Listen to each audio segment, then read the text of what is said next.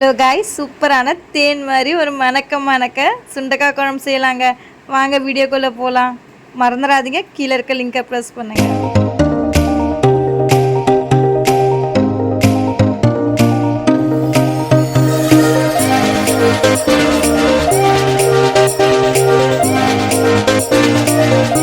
எல்லாம் எரியுதுங்க. இந்த கிளைமேட்டுக்கு என்ன குழம்பு வைக்கிறதுனே தெரிலங்க. அப்போ தான் எங்கள் மாமியார் சொன்னாங்க, இதுடி இந்த குழம்பு வை, சுண்டக்காய் குழம்புன்னு சொல்லிட்டு. இந்த சுண்டக்காய் குழம்பு எப்படி செய்யுதுன்னு சொல்லிட்டு இந்த வீடியோக்குள்ளே போகலாம். வாங்க வீடியோக்குள்ளே போகலாம். சுண்டக்காய் எடுத்திருக்கேன். இது நம்ம நல்லா வாஷ் பண்ணிட்டோம். அடுத்து நம்ம என்ன பண்ணலாம்னா, இதில் இருக்கிற விதை எல்லாமே நம்ம ரிமூவ் பண்ணிடலாம். சப்போஸ் நம்மக்கிட்ட குழம்பு வந்து நம்ம மத்து இருக்கல வீட்டில், ஸோ மத்து இருந்துச்சுன்னா நம்ம என்ன பண்ணலாம்னா இதை வந்து மசிஞ்சிடலாம். ஸோ இந்த மாதிரி மசிஞ்சோம் அப்படின்னா நம்ம உள்ளே இருக்கிற விதையெல்லாம் வந்துடும். இங்கே பாருங்கள், இந்த மாதிரி விதைலாம் வந்துச்சுங்களா. ஸோ விதையோடு போட்டிங்கன்னா கொஞ்சம் கசக்கும். ஸோ என்னுடைய ஸ்டைலில் இன்றைக்கி நம்ம என்ன பார்க்க போகிறோன்னா சுண்டக்காய் குழம்பு மணக்க. வாங்க, இங்கிட்ட இருக்கிறது எல்லாமே நம்ம இதே மாதிரி சீட்ஸ் எல்லாம் ரிமூவ் பண்ணிடலாம். எல்லாமே வந்து இடிச்சிட்டோம். அடுத்து நம்ம என்ன பண்ணலாம்னா உள்ள சீட்ஸ் போகிற அளவுக்கு நம்ம 2 to 3 டைம்ஸ் நல்லா வாஷ் பண்ணிக்கலாம். இருக்கிற விதை இல்லாமல் நல்லா வாஷ் பண்ணிட்டோம். அடுத்து நம்ம என்ன பண்ணலான்னா சுண்டக்காய் குழம்பு செய்ய ஆரம்பிச்சிடலாம். எனக்கும் சுண்டக்காய் குழம்பு செய்கிறதுக்கு ஒரு அடிகனமான பாத்திரம் எடுத்துக்கோங்க. அதில் நல்லெண்ணெய் ஆட் பண்ணிக்கோங்க. ஏன்னா நல்லெண்ணெய் ஆட் பண்ணால் மட்டும்தான் குழம்பு வந்து நல்லா ருசியாக இருக்கும். எண்ணெய் சூடானதும் ஒரு கரண்டி கடுகு ஆட் பண்ணிக்கோங்க. அடுப்பை வந்து மீடியம் ஃப்ளேமில் வச்சுக்கோங்க. அடுத்து வந்து வெந்தயம் ஆட் பண்ணிக்கோங்க. கொஞ்சம் டேஸ்ட் அண்ட் வாசனைக்காக கொஞ்சம் சீரகம் ஆட் பண்ணிக்கோங்க. கொஞ்சம் சோம்பு ஆட் பண்ணிக்கோங்க. டேஸ்ட் கொடுக்கறதுக்கு சின்ன வெங்காயம் ஆட் பண்ணிக்கோங்க. சின்ன வெங்காயம் ஆட் பண்ணிங்கன்னா குழம்பு ரொம்ப ருசியாக இருக்கும். பூண்டு ஆட் பண்ணிக்கோங்க. சப்போஸ் உங்களுக்கு அதிகமாக ஆட் பண்ணணும் நீங்கள் நினைக்கிறீங்கன்னா ஆட் பண்ணிக்கலாம். ஏன்னா அதிகமாக நீங்கள் ஆட் பண்ணிங்கன்னா ஒன்றும் ஆகாது, குழம்பு ருசிக்கும் நல்லா. இப்போ ஒரு 4 காஞ்ச மிளகாய் போட்டுக்கலாம். கொஞ்சமாக சீரகத்தூள் ஆட் பண்ணிக்கோங்க. கறி லீவ்ஸ் ஆட் பண்ணிக்கலாம். இப்போ மிக்ஸி ஜாரில் வந்து பார்த்தீங்கன்னா நம்ம 3 தக்காளியை அரைச்சிருக்கோம், அதை ஆட் பண்ணிக்கலாம். ஸோ இந்த மாதிரி நீங்கள் குழம்பு செஞ்சீங்க அப்படின்னா உங்கள் வீட்டில் ஒரே பாராட்டு மழை தான். இதை வந்து நீங்கள் 10 to 15 நாள் நீங்கள் ஸ்டோர் பண்ணி ஃப்ரீஜரில் வச்சுக்கலாம். பட் டெய்லி ஒரு வேளை வந்து நீங்கள் வந்து சூடு பண்ணிக்கணும். 1/2 டீஸ்பூன் கொஞ்சம் மஞ்சத்தூள் ஆட் பண்ணிக்கலாம். இப்போ 2 டீஸ்பூன் வந்து கொஞ்சம் குழம்பு மிளகாத்தூள் ஆட் பண்ணிக்கலாம். இப்போ நீங்கள் 3 ஆட் பண்ணிங்கன்னா கூட ஒன்றும் பிரச்சனை இல்லை. ஏன்னா வந்து இது வீட்டில் ஹோம்மேடு குழம்பு மிளகாத்தூள். ஸோ இங்கே வீட்டில் அரைச்சி மிளகாத்தூள் யூஸ் பண்ணி சாப்பிட்டீங்கன்னா டேஸ்ட் ரொம்ப நல்லாயிருக்கும். இப்போ பாருங்கள், நல்லா மிக்ஸ் பண்ணிடலாம். 3 போட்டால் கூட ஒன்றும் பிரச்சனை இல்லை, டேஸ்ட் நல்லா கொடுக்கும். நல்லா எண்ணெய் நல்லா திரிஞ்சி வந்துச்சுங்க. இங்கே பாருங்கள், தெரியுதுங்களா, வாசனையே அள்ளுதுங்க. அடுத்து நம்ம சுண்டக்காவை வாஷ் பண்ணியிருக்கோம்ல, அதை போட்டுடலாம் இதில். இங்கே பாருங்கள், இப்போ நல்லா மிக்ஸ் பண்ணிவிடுங்க. வந்து மசாலாலேயே மிக்ஸ் பண்ணிடலாம். அடுத்து நம்ம என்ன பண்ணலாம், ஒரு 2 நிமிஷத்துக்கு மூடி போட்டு அப்படியே கொதிக்க விடலாம். 2 நிமிஷம் கழிச்சு மறுபடியும் மிக்ஸ் பண்ணிடலாம். ஏன்னா சுண்டக்காவுடைய தோல் வந்து கொஞ்சம் திக்காக இருக்கும், வேகிறதுக்கு கொஞ்சம் டைம் எடுக்கும். அதனால் மிக்ஸ் பண்ணிகிட்டே இருக்கலாம்.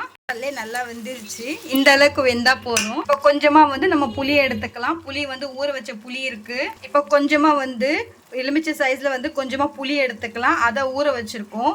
ஊற வச்சுட்டு புளி கரைச்சலை வந்து கொஞ்சமாக ஊற்றிடலாம். அடிக்கட்டி வச்சுருக்கோம். அங்கே பாருங்கள், உங்களுக்கு எவ்வளோ தேவையோ நீங்கள் ஆட் பண்ணிவிட்டேன். நான் நல்லா கொதிச்சிட்ருக்கு. இந்த மாதிரி புளி குழம்புக்கு தக்காளி அதிகமாகவும் அண்ட் புளி கம்மியாகவும் நான் செய்வேன். இந்த மாதிரி நீங்களும் ட்ரை பண்ணுங்கள். அளவு உப்பு ஆட் பண்ணிக்கோங்க. உங்களுக்கு தண்ணி எவ்வளோ தேவையோ அவ்வளோ தண்ணி நீங்கள் ஆட் பண்ணிக்கோங்க. நல்லா ஸ்பீடாக வச்சுக்கோங்க.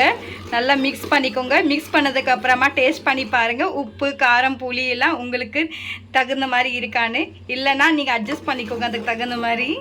கொதிக்குதுங்க, இப்படி மிக்ஸ் பண்ணிகிட்டே இருங்க. இப்படி கொதிக்கும் போது நல்லா சுண்டணுங்க. குழம்பு நல்லா சுண்டிட்டதுக்கு அப்புறமா எண்ணெய் எல்லாம் பொதிச்சு மேலே வரணுங்க. எண்ணெய் எல்லாம் உங்களுக்கு மேலே தெரியும். ஸோ அது தெரியும் போது, அந்த மாதிரி தெரியும் போது உங்களுக்கு குழம்பு தேன் மாதிரி இருக்குங்க. குழம்பு நல்லா கொதிச்சிருச்சிங்க.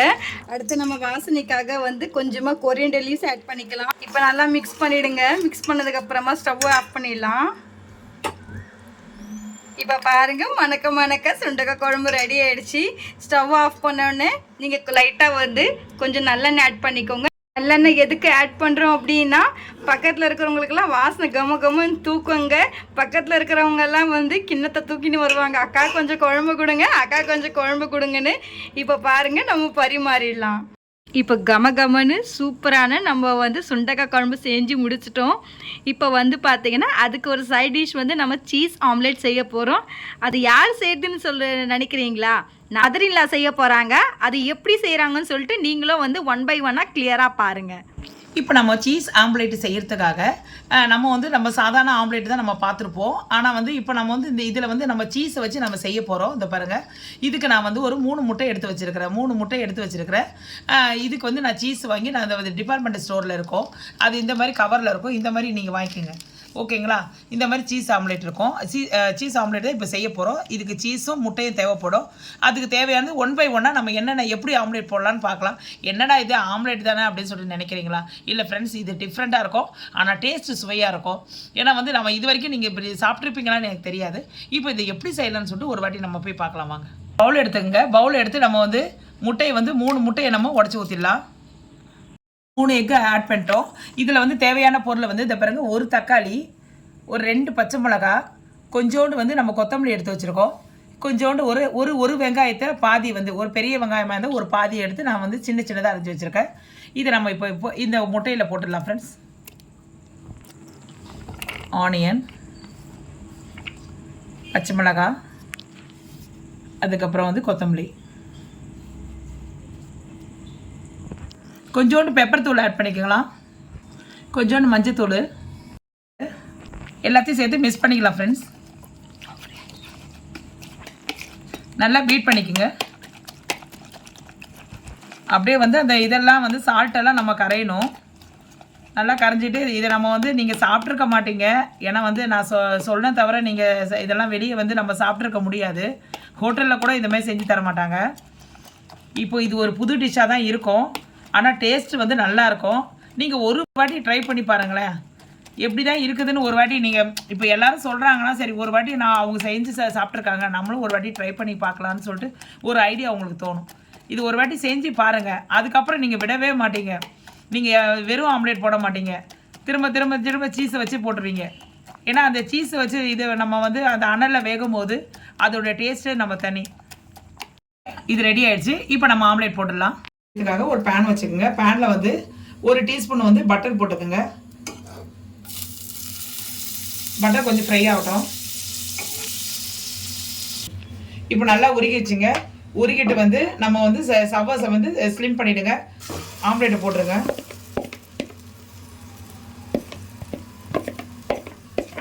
கொஞ்சம் வேகட்டும் ஆம்லேட்டு. பாருங்க, நல்லா வெந்துருச்சு. பாருங்க, நம்ம அப்படியே திருப்பி எடுத்து போடலாம். ஃப்ரெண்ட்ஸ், சீஸை நம்ம போட்டுடலாம். இந்த பாருங்க எல்லாத்தையும் நம்ம அப்ளை பண்ணிட்டோம். அவ்வளோதான். கொஞ்சம் நேரம் ஒரு 5 நிமிஷம் இருந்து நம்ம எடுத்துடலாம். சீஸை போட்டாச்சு ஃப்ரெண்ட்ஸ். அப்படியே நம்ம திருப்பிட்டோம்.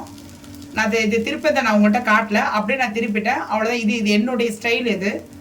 இது வந்து அப்படியே நம்ம அவ்வளோதான் ஃப்ரெண்ட்ஸ், நம்ம எடுத்துடலாம். அப்படியே எடுத்துக்கலாம். அந்த பாருங்கள் சீஸ் தெரியுதுங்களா? அதை பாருங்கள், இதை தெரியுதுங்களா? சீஸ் தெரிஞ்சு பாருங்கள். அவ்வளோதான் ஃப்ரெண்ட்ஸ், இதை நம்ம அப்படியே எடுத்துடலாம். ஃப்ரெண்ட்ஸ், சுட சுட சாப்பாடு. இதை பாருங்க, சுட சுட சாப்பாடு. வெளியே நல்ல கிளைமேட்டு, செம சூப்பராக இருக்குது. நான் சாப்பிட போகிறேன். எனக்கு பசிக்குது. நீங்களும் வரதா தான் எங்கள் வீட்டுக்கு வாங்க. அதுக்கேற்ற ஒரு சீஸு முட்டை ஆம்லேட் போட்டிருக்கேன். இப்போ பாருங்கள், செம சூப்பராக சுண்டக்காய் குழம்பு. அந்த முட்டை ஆம்லேட்டுக்கும் முக்கணி சுவை தெரியுது பாருங்கள். எவ்வளோ செம சூப்பராக இருக்குது பாருங்கள். பார்க்கும் போதே இருங்க, நான் சாப்பிட்டு பார்த்துட்டு நான் சொல்கிறேன். எனக்கு பசிக்குது. பாருங்கள் ஃப்ரெண்ட்ஸ், எனக்கு ரொம்ப பசிக்குது. நான் இப்போ பாருங்கள், நான் ஒரு வாய் எடுத்து நான் போட போகிறேன்.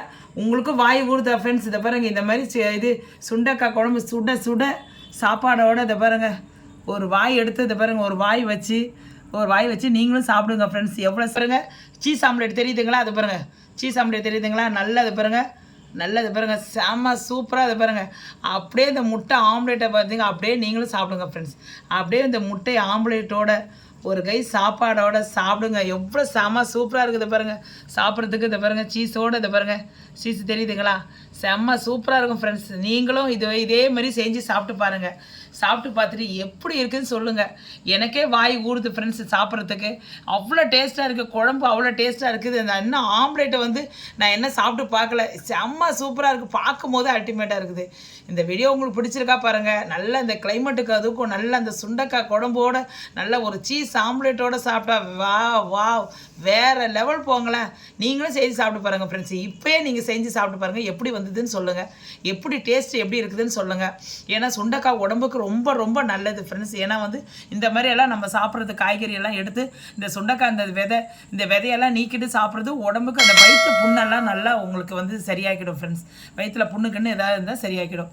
இந்த வீடியோ பிடிச்சிருக்கா பாருங்கள். இந்த வீடியோ பிடிச்சிருந்தா ஒரு ட்ரெண்டிங் சமையலுக்கு ஒரு சப்ஸ்கிரைப் தட்டி விட்ருங்க. அதுக்கப்புறம் பக்கத்தில் பெல் ஐக்கானை கிளிக் பண்ணேன்னா நான் பக்கத்தில் ஆல் என்ற ஆப்ஷன் வந்து நான் போடுற டெய்லி அந்த இது உங்களுக்கு வந்து நான் போடுற வீடியோஸும் உங்களுக்கு நோட்டிஃபிகேஷனில் வரும்.